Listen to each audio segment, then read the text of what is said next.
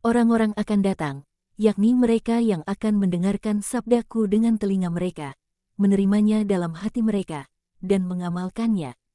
Bahkan meski roh mereka mati, mereka akan menerima hidup kembali, sebab sabdaku adalah hidup yang akan ditanamkan ke dalam mereka. Dan aku dapat memberikannya kepada barang siapapun yang aku kehendaki, sebab dalam aku ada hidup yang sempurna. Seperti Bapa memiliki dalam dirinya sendiri hidup, demikian juga Putra memiliki dari Bapa dalam dirinya sendiri. Hidup yang sempurna, utuh, abadi, tak terhingga, yang dapat ditransfusikan. Dan bersama hidup, Bapa memberiku kuasa untuk menghakimi, sebab Putra Bapa adalah Putra manusia, dan ia dapat dan harus menghakimi manusia. Dan janganlah takjub akan kebangkitan pertama ini, yang rohani, yang aku kerjakan melalui sabdaku. Kamu akan melihat kebangkitan-kebangkitan yang lebih kuat, yang akan tampak lebih kuat bagi inderamu yang tumpul.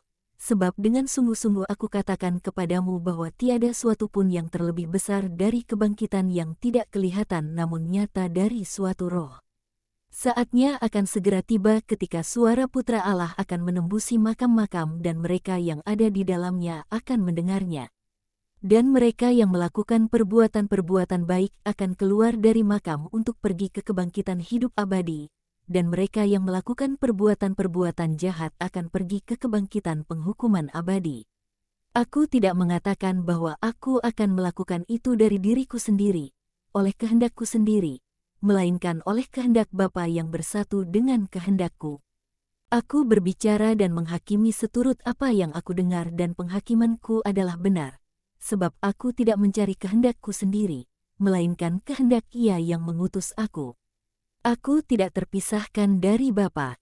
Aku dalam Dia dan Dia dalam aku dan aku tahu pikirannya dan aku mengungkapkannya dalam perkataan dan perbuatan.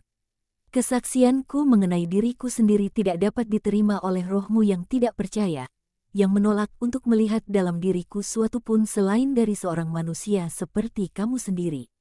Akan tetapi ada seorang lainnya yang memberikan kesaksian mengenai aku, yang kamu katakan kamu hormati sebagai seorang Nabi Agung.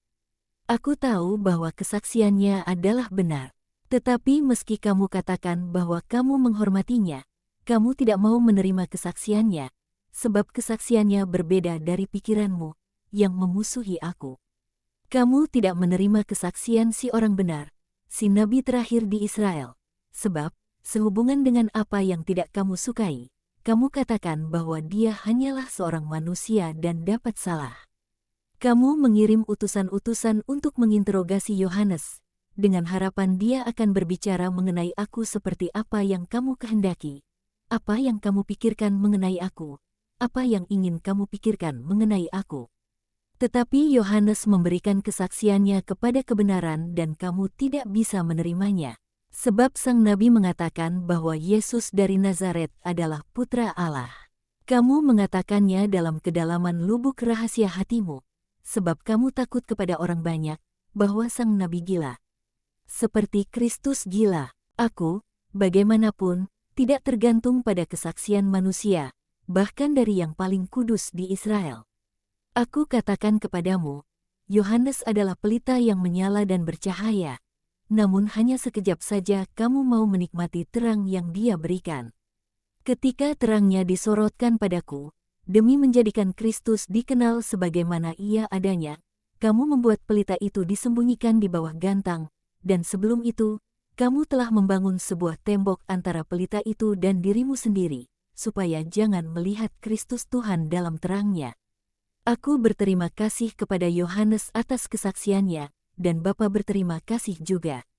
Dan Yohanes akan menerima ganjaran besar atas kesaksiannya, dengan bercahaya di surga juga karenanya, sebagai yang pertama bercahaya bagai matahari, dari segenap manusia yang ada di atas sana, dan dia akan bercahaya seperti segenap mereka, yang telah setia kepada kebenaran dan lapar akan Allah, akan bercahaya. Tetapi aku punya kesaksian yang terlebih besar dibandingkan kesaksian Yohanes. Kesaksian dari karya-karyaku, karena karya-karya yang Bapa serahkan kepadaku untuk dilaksanakan, karya-karya itu yang aku laksanakan dan karya-karya itu yang memberikan kesaksian bahwa Bapa telah mengutus aku dengan memberiku segala kuasa.